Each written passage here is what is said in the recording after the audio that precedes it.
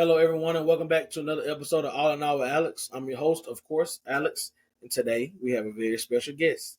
I'm probably going to butcher her name, so I'm just not even going to say it. I'm just going to let her say her name and introduce herself and talk about her background for a quick second, and then we'll get into the questions. Sounds good. Thank you for having me on, Alex. I'm grateful for that. My name's Delicia Niami, and I'm the author of Resilient AF. It's a memoir trilogy series that I've written, and the first two books are out. The first book is called Kissing Asphalt, and the second book, which just released August 1st, is called Not My Circus. So all of my books are basically meant to show people that we're all resilient and that we can all make it through anything that life throws our way and still find the light and the joy. Perfect. So, let's talk about what inspired you to become a memoirist, and how did you begin your writing journey? Yeah, so I tell this story a lot, and it's sort of so cliche because so many people think, oh, yeah, my book's going to be made into a movie, but that's not really how it worked for me. It was the opposite. I have been told by several different psychics for like the last 20, 30 years that I should write my life story and it would be made into a movie. But for a really long time, I thought to myself, why? I don't really have a message to share. I don't have. Who wants to hear about trauma, trauma, trauma, trauma, trauma? You know, nobody wants to hear about that. That's not really exciting if there's no uplift at the end or message or anything like that. So, my whole thing was I didn't have a message to share until I read the book The Body Keeps the Score by Bessel van der Kolk. And I was kidnapped when I was 4 years old and taken to Baghdad by my biological father with my brother for 11 and a half months. My mom lost all rights to us because in Baghdad, the women have no rights. And so she had to fight to get us back. She worked with the CIA, the FBI, the whole nine yards. And that's chapter one in my first book. And then it goes into the rest of my life. So, but I didn't realize at the time I was taken, I was 4 years old. And it wasn't until I was 48 when I read that book and I realized that I had had PTSD for 44 years. And I had no idea. Like it hit me with a ton of bricks because every time people would ask me, like, wow, you were kidnapped and taken to Baghdad, like that must have been so traumatic. And my answer was always, well, I was four, I don't know, but my body remembered that memory. My body knew. And, when I'm 25, I got diagnosed with Crohn's disease. And so, like, that's how my body kept the score, it's like, and so I read that and I went to his workshop in Massachusetts. And after that weekend, it was like a retreat with a whole bunch of people. And I realized that I actually do have something to share. And my message wasn't just my trauma, trauma, trauma, trauma. My message was that I made it through. And not only did I make it through, but I triumphed. And I'm happy. And I'm joyful. And I find joy in the little things in life. And I am truly that way. It's not an act, It's like I've found the happiness from within, even though I've been through all of this stuff. And that's my message to the world. And that's why I want people to see, like, I want people to read my books and be like, holy shit. Like, if this girl can make it through that, I can make it through what I'm going through.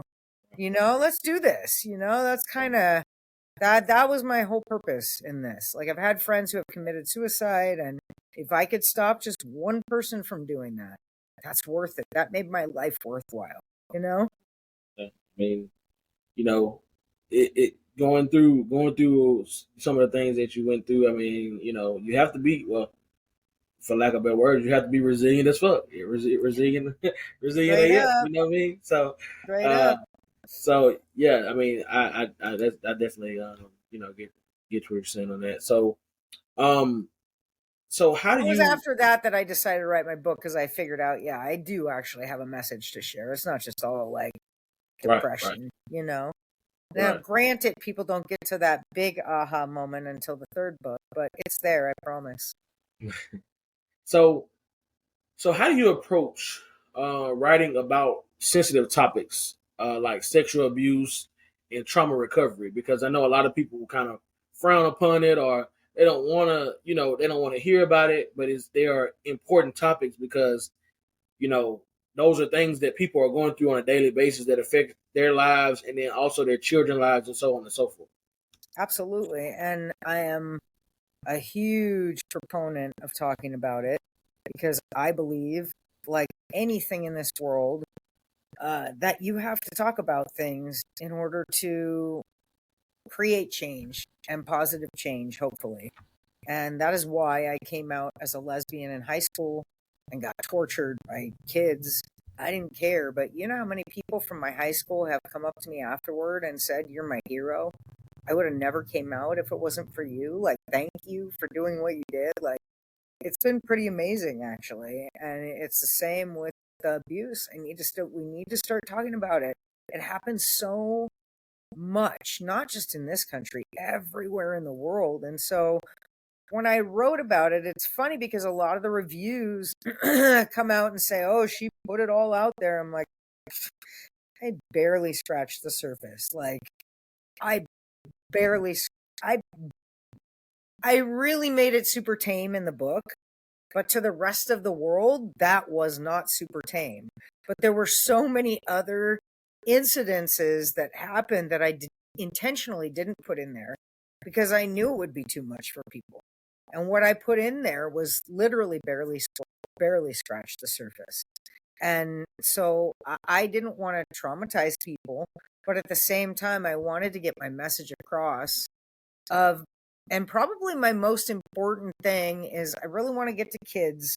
And I was actually at a book signing on Thursday, and I had a 9-year-old kid come up to me. Her name was Amaya. She was so cute. And she was asking me all these intelligent questions about my books.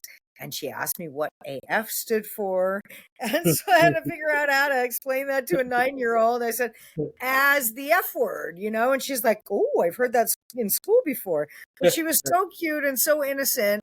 And I'm like, how do I get to kids like this to tell them, like, don't let their parents or anybody touch their bodies, that their body is their body, that they have a right to say no, that if they're in a situation where they feel uncomfortable, that, but they can't read my books. My books are too off key for them. So she made a really great suggestion. She goes, "You should write a version for kids."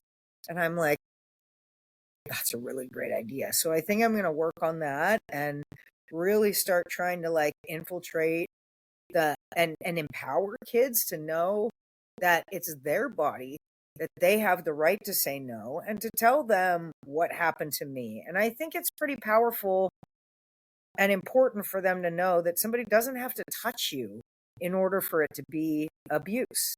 And the first time I was ever molested, he just masturbated in front of me and made me watch.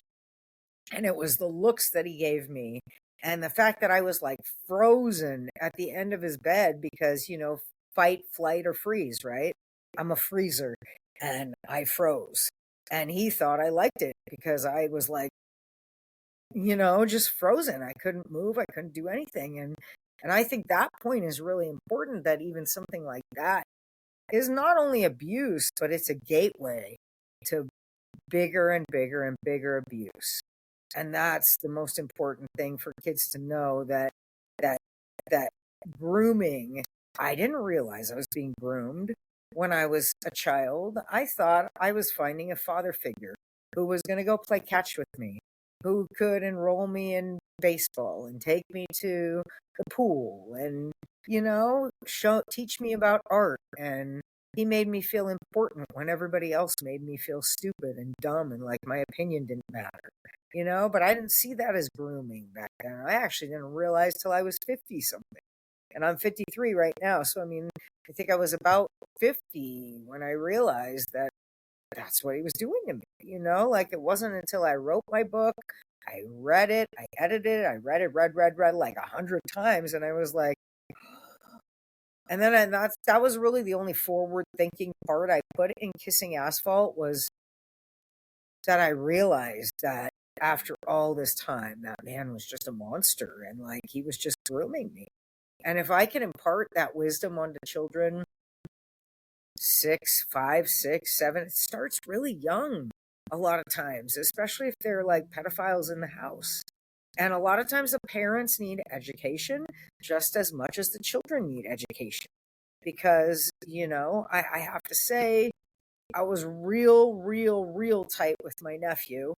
And when he was 5 years old, I knew by that time that my brother was a pedophile, but I didn't think he had interest in boys. I thought he only went to Thailand for little girls, right? So there was one time I picked my nephew up, and you could read about all this in my second book, Not My Circus, but this part I didn't write in the book. But I mean, like, the whole relationship with me and my brother was really strained at that point because of something very, very poignant that happens in the book. And I hadn't talked to him for like 5 years. So I went to pick my nephew up or drop him off or something. And I went to go drop him off, and he was screaming and kicking and crying and grabbed onto my leg. And no, Auntie, no, I don't want to go. I don't want to go. And I'm thinking, like, he just had so much fun with me. He doesn't want to go back to Dad. I didn't think twice about it.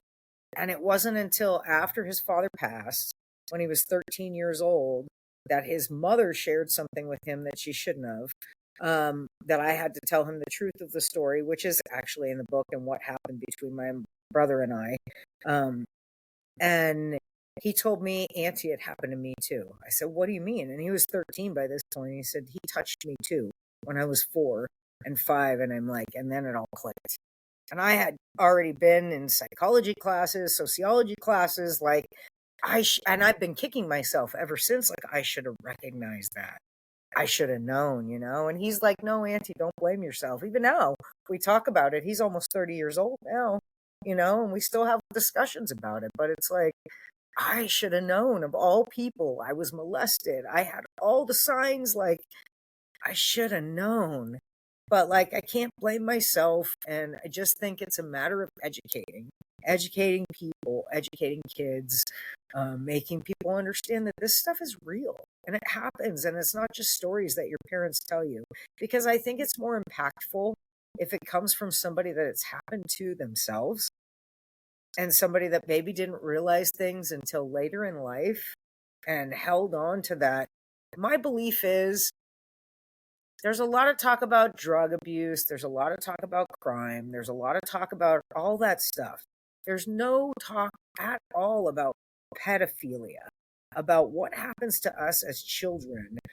And that happens all the time. And I think, and I'm not a doctor, but I think in my own personal experience, if I could get kids at a young enough age to make it so that they don't self hate, self shame, self internalize all of the stuff that other people do to them that they don't have control of, that they don't know, whatever it was, it's not their fault as a kid. And like, I harbored that shame for so long.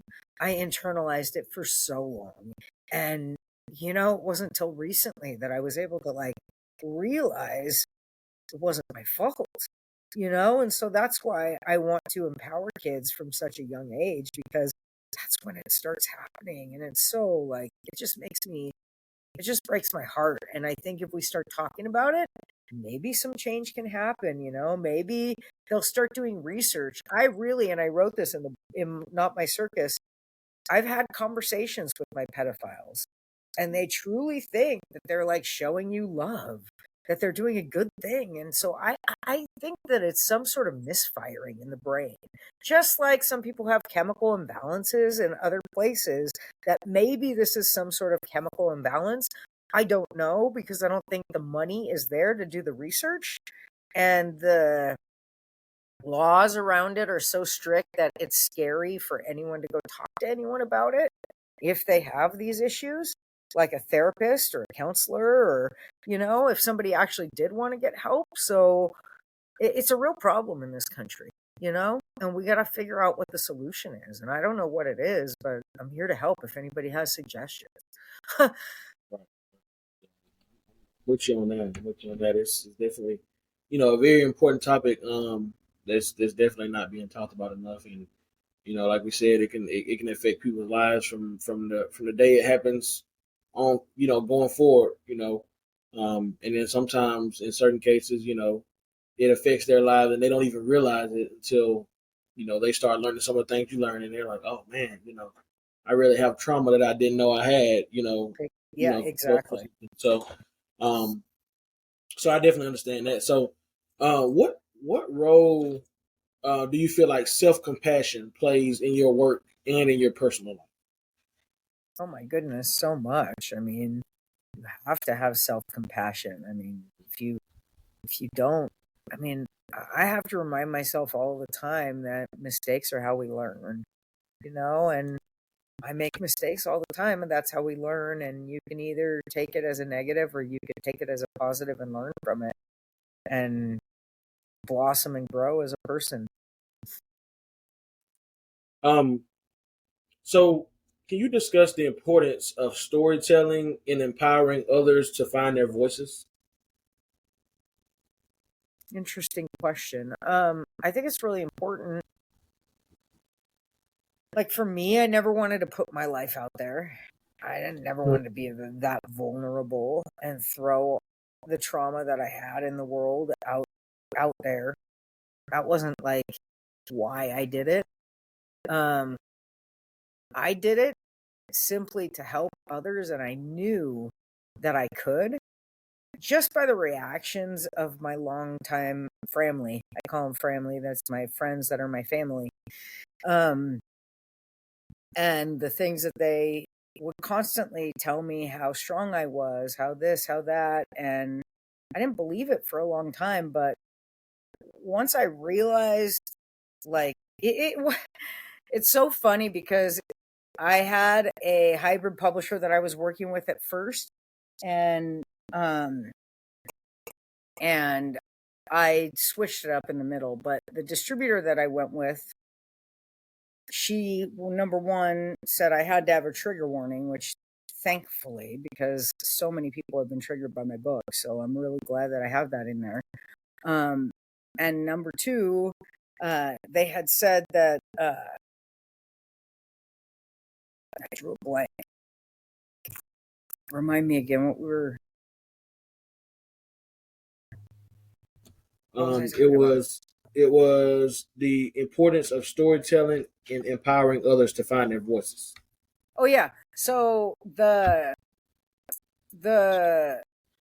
woman who owns the distributing company that I go through, Publish, she said, you really need to put the word trauma in your subtitle. And I seriously, I'm not joking you. I seriously said, why? Because like you don't know what you don't know, right? So like I don't really look at my life as traumatic or anything like that, or like I had a lot of trauma, but or abuse. Abuse. She said I needed to put the word abuse in the title. And I was like, why? Because I didn't think about my life as being abusive. But it actually was. If you compare it to like a normal person's life, but like, I mean, what's normal anyway? But I mean, Point there. right? I mean, but like some of my friends, for example, when I'd go to their houses for dinner, I'd be like, is this how people live? Like everybody gets along and they're sharing a meal together. Some of them play music together. I'm like, I felt like I was in the Twilight Zone, because that wasn't my house. I mean, it wasn't like we were chaotic all the time, but we weren't like that. You know what I mean? Like, it wasn't like we would sit around and sing songs together. No.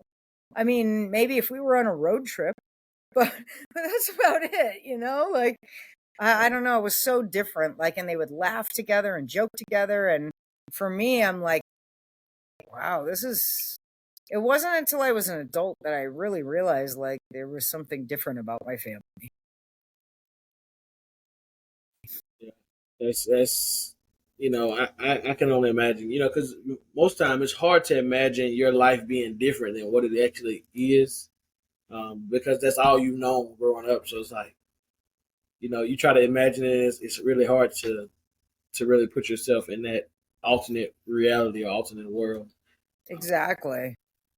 Um, Exactly. And so that's where storytelling comes in, because you're able to mhm, get people who haven't been in that space to see a different perspective, right. right? So, I mean, one person which I wanted to do, if I was physically able, I would have done a backflip. But and sadly they didn't write it in their actual professional review, but they wrote it in like the response to me directly. And he said at the end of his response, he said, "We should leave the LGBTQ people to live in peace and harmony." And for me, I was like, is that what you got out of my book? Yeah. I was so excited about that, because that to me kind of is a little bit like, wow, did this person think otherwise before they read this book?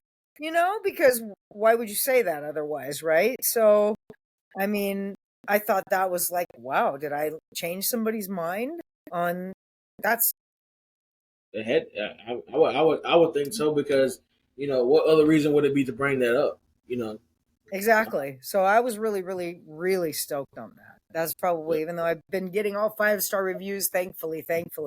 But like that one, even though it wasn't part of the review, made me the happiest. right. And speaking of the LGBTQ community, what challenges have you faced as an LGBTQ advocate, and how have you overcome Wow. Uh, I don't know how to talk about this without talking about politics, to be honest. it? Hey, go for what you know. Well, there's been a lot. I mean, I used to work at the Advocate, LGBTQ national news magazine, Okay. and they've been around for a long time. And when the Iran Iraq war was, there was like a new thing with Bill Clinton, when just before he bombed Iraq in like 92, I think it was 1992, and I think he bombed Iraq in 93, when because I was already living in Switzerland when he bombed Iraq. But I was working at the Advocate. Everybody who worked there was pretty much gay or gay friendly, and I didn't write this in the book either. But there was these two guys, and one was a Hispanic guy for sure, and the other guy I don't even remember. But we walked in the elevator together, and they said, and this isn't LGBTQ, but it's discrimination big time. But they said, "Aren't you half Arabic?" And I was raised by my white mom, blonde hair, blue eyes. My father kidnapped us and was never around. And I said, "Yeah, my father's Arabic." And both of them were like, "Quick, take her hostage!" And they literally, like, one of them covered my eyes, and the other one grabbed my mouth and my nose, and they were like holding me in the elevator. And I said, "Get the fuck off of me! What are you doing?" Like, I'm probably more American than you are. I was born here, bitch. Like, I was Yeah. just like thrown for it. And then I was blown away the other night. We were at Alanis Morissette at Shoreline in Mountain View, in the very, very, very back row, like on the lawn. And when you're on the lawn, it's a party back there. That's why you get lawn tickets, right? They're cheap. Everybody hangs out. It's a party. They drink. There's all the booze back there. People are smoking, whatever. So we're back there on the lawn in the very, very back row, and I'm with two of my friends, and we everything was fine until we started talking about until I asked my friend, who I hadn't seen for a very long time, "So what do you think about this new dynamic duo?" And she was like, "I love them. I think it's great." And I was talking about Kamala, and she didn't even have to ask, right? And she was like, "I think it's great. It's so exciting." And she was like, "I wish you would have picked Buttigieg." And I said, "Yeah, but he's gay, and I don't think that would have ever happened today." And these two people in front of us just freaked out at that point, started saying, "Shut the fuck up," and like screaming at the top of their lungs, and like telling me to F off and die. And like, I was just like we were like, whoa. And then they're like, making it seem like you're talking and that's why we're complaining. And I'm like, everybody around us is talking. What are you talking about? Like, yeah, it was the weirdest thing. And they were so violent. It was like 0 to 100, like that, like instant hate, And I was like, whoa, my Touched the nerve friends, with the politics. You touched the nerve with the politics. That's what it was. it's crazy, right? And my Mhm. friend who I was talking to is like a 30-year firefighter who's straight, who is married with a 9-year-old kid and a 16-year-old stepdaughter. Like, and but these people were so like judgmental and instant hate. The other person next to me, I was the only childless cat lady there. I'm a stepmom, but like it was just so crazy, and they wanted to stay and like fight it, and I was like, you know what, I don't want this negative gross energy around me. Let's just move. This stadium's really big. Let's go somewhere where we're welcome. But it's just like, so why does that have to happen? It's 2024, for God's sakes. We're at a Joan Jett and Alanis Morissette concert. Do you think they're Trumpers? I don't think so. You know, it's like, and even it's just mind boggling that people are still like following this guy that's just like, and my whole problem with this movement is it's filled with hate. And that's my problem. And then those people just prove that. It's like, it shouldn't be about hate. The world should not run on hate. It should run on love and joy. And that's what they're running this campaign on. And I'm like, bravo, bring joy back to the world because that's what we need. And hopefully by the time this is out, we'll know what happens. And hopefully it goes the way that I want. And because otherwise I might be in a concentration camp. And that's a real fear. That's a real fear. That's, I can only imagine. Um, just seeing stuff in history and things like that, and hearing about concentration camps and certain other things. Just you know, it's really disgusting. You know what I mean? But Well, I mean, and it was happening already when those people, I don't know if you remember when people walked from Guatemala and with their kids, and then at the border, they got ripped apart from their children, and they were both put in separate camps, and they were not in the best of conditions, I'll tell you that much. And they had, we don't have to say much about it, but they had, grown soldiers in with little girls and at the same places, so, um, it's just, yeah, it is what it is. So what can we do about it? yeah, Hold on one nothing at this second. point. Hold But, on one second. okay. Yeah, nothing we can do about it at this point. So let's see. Uh, so what advice would you give?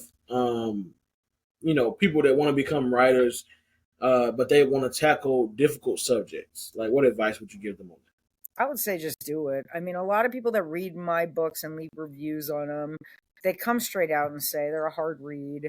It's not easy. She's raw and honest, and I'm straight up. That's who I am as a person, and that? that's who I am as a writer. And even if it's hard material, I would say, if nothing else, just get the rough draft out and see how that feels internally, because it's been pretty cathartic for me on a lot of different levels. I've realized that, even some friends and I have clashed because they're like, you're different now and you're not like, and I'm like, it's because I'm not as conforming, and I know what I need, and I ask for what I need finally in my life. And I don't feel bad doing that. I ask for what I need. And some people just don't like that. So give me one second.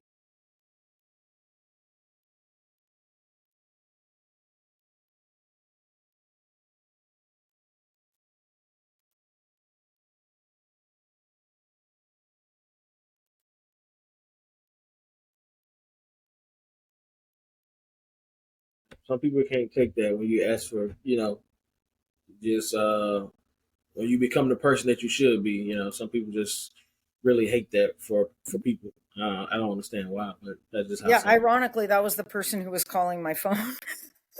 Oh I wow. thought I had turned it down before we started, but that was really kind of ironic. But yeah, it's very like interesting when you're used to just saying yes to everything, and you have to start saying no, and you shouldn't feel bad about saying no, because you have to do it for your own well-being, your own mental health. You know what I mean? Apologize for my whining puppy in the background. I hope Oh, you can't hear him. you can't hear it right now. So, um, what are some common misconceptions about trauma recovery that you've heard before? Misconceptions. I mean, well, one of the funniest things, I'm like a mystical person. I believe in all that stuff. And in my third book, will go into like my plant medicine and my breath work and the healing journeys I've done and the child work I've done and all that stuff. But in Sedona, my breathwork lady talked about spontaneous healing. And I'm thinking to myself, like, I've had Crohn's for so long. It's not just going to magically disappear. I mean, it's like a physical ailment in my body, and I believe in woohoo, but like not that much. You know what I mean? Like some people think that you can just like heal your trauma, do some somatic work and you're done. And it's like, no, it takes a really long time. And it's not just about writing a book. It's not just about, finding your inner strength. It's not just about doing the therapy or the work or the workshops or whatever, the music, whatever it is that you need to find your joy. um I think it takes a lot of work to get there, and I'm not lying about that in my books, and that's why it's all pretty much in the third book in the last you know 15 years of my life or so that I have really started the healing and really start. I mean, I lied to myself for a long time, especially when I would say in the mirror, I love you. It took a long time for me to actually believe that. But now I look in the mirror, I can look at myself and say, I love you. And I know that it's true and I feel it inside. And I don't think a lot of people can do that. And it took me a lot of hard work to get to that point. But guess what? It was so worth it. Yes, definitely. Definitely. I mean, excuse me. Yeah, you have to, love yourself first before you can, love anyone else or be able to really do a lot of things in the world that you want to do. And that may look something different to other people, right? So it may Mhm. look like you're being selfish or you've changed or whatever. I mean, I think for me, luckily, I have great friends who, we're in it till the end, and we sit and talk, talk, talk until we understand each other. But like, I think that's just really important for people to understand what you're going through. So you can't expect to make these changes and um, not be upfront about it, and not be open about what's going on, because then other people won't understand. They're not psychic. Um, so how do you feel that your work helps others embrace their resilience and overcome their challenges? All I could do is hope, man. You know, all I could do is hope that people read my books.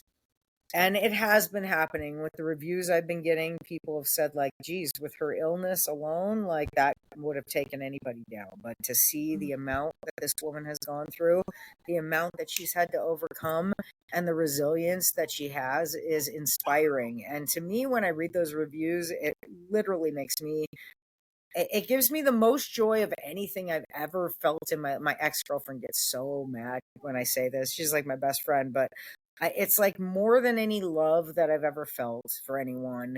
It's that when somebody emails me and says, "Thank you for writing your books. You helped me understand that I needed to get therapy. That's not something I've ever thought about before." Or my little girl needed help and I didn't know that for 25 years, and it's like I'm tearing up right now just because I've never experienced the intense, profound joy that I feel internally when I help other people on that level. And it blows my mind, you know? So I'm like, I'm so excited about the possibility of being able to help as many people as possible through my books. And that's my whole goal. Um, so so how do you? I guess now that I read this question, I think I want to reword it, but I'm gonna say it the original way right now. So what role does vulnerability play in your storytelling, and then how do you cultivate that? Well, I don't really have to cultivate it. It's just there. Um, just putting my story out there is being vulnerable. I mean, that's 100%. Like, if you read my story, you'll see. I mean, there's so much, and I'm not like touting myself as being the perfect person, because I'm not. Like, I've had drug problems, and I put that in there. You know, I was raped because I was passed out drunk. You know, and it's like, and I still didn't learn from that, and I still kept drinking and doing more drugs. You know, and it's like, but I also show people that the reason I was doing that was to mask the I wasn't ready to go deeper at that point. I needed to go deeper. I needed to delve into my past. I was in my early 20s, and I didn't want to do that then. All I wanted to do was mask it, you know? All I wanted to do was hide from the feelings that I was feeling deep down. And I think I put that across pretty good in my books. And in this book in particular, toward the end, once I have custody of my nephew, Christopher, I do stop smoking weed, which people were rooting for in the first book. You know, and some reviews were like, I wish that she would get sober. It's like, just give it time, people. But it's legal now. That's all I'm going to say. But, you know, uh, but yeah, and it's declassified as, you know, Schedule 1, blah, blah, blah. So people can't look at it the same way, I think. It's along the same lines as alcohol, and I don't drink, so I should get a little bit of pass for that. Um, let's see. Can you discuss the significance of your education at UCSC in shaping your career? Shaping my career as an author did not really. It was a great chapter in the book. Um, and I think just discovering Santa Cruz in itself, that is a great chapter in my life. And this is I moved around so much. Like, 17 times in the first 15 years of life, and I can't even count now. Like, I had a cat that was 22 years old, and I counted how many places we had lived from the time she was a kitten, and it was 11 in her 22 years. So yeah, I moved around a lot, and Santa Cruz is where I'm supposed to be, and I finally found it. So that's what UCSC did for me. It wasn't so much how it boosted my career, it was how it changed my life, and how I found a place where I felt accepted and loved, and just it felt right. Like, it, all I could say is, when my feet are planted in the earth in Santa Cruz, it feels like I'm in the right place on this planet. And I can't say that about anywhere else I've been, and I've been a lot of places. Well, that's how you know you're home, man. Exactly.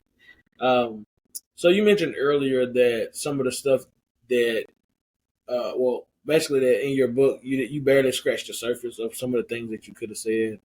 Um, do you feel maybe that one day you'll come back and you'll put all that into a book, or No, nobody needs to hear the gritty, grimy, gross, disgusting details of what happened, really.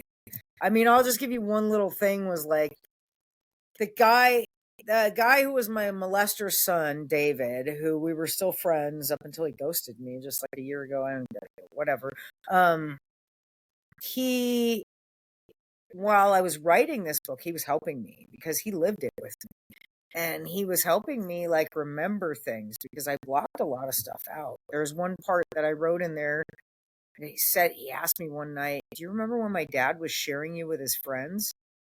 And I was like, what are you talking about? And he said, you remember, I forgot what I named him in the book, but the real name is Charles and Isabel. You remember Charles and Isabel? I was like, yeah. Well, you remember we used to go swimming over there, and then all these like flashes started coming in my mind of us like swimming in the pool, and then me sitting on this guy's lap with like a TV flickering in the background, and then like the whole molestation came back to me. And then he started up again. You remember one time when uh I was too short so to reach you from behind, so my dad got me a phone book to stand on, and I'm like, no, I don't remember that. And you need to stop because there's a reason why my brain is blocking this shit out.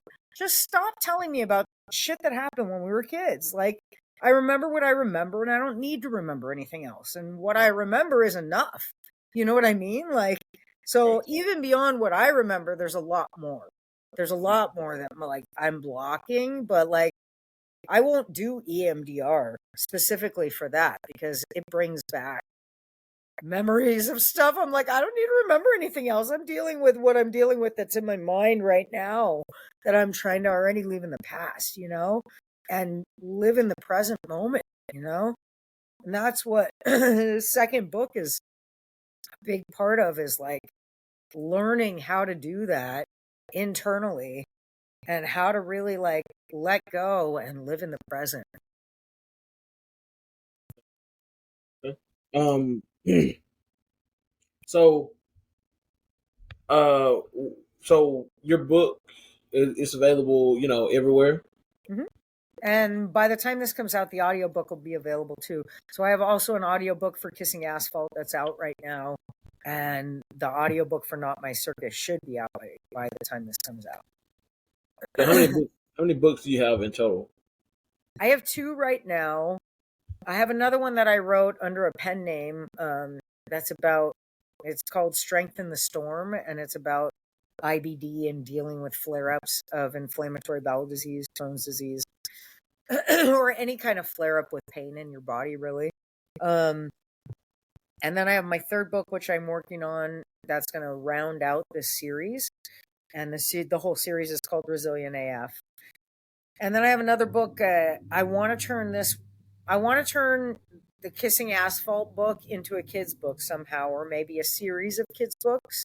Maybe one on bullying, maybe one on molestation or grooming or something like that.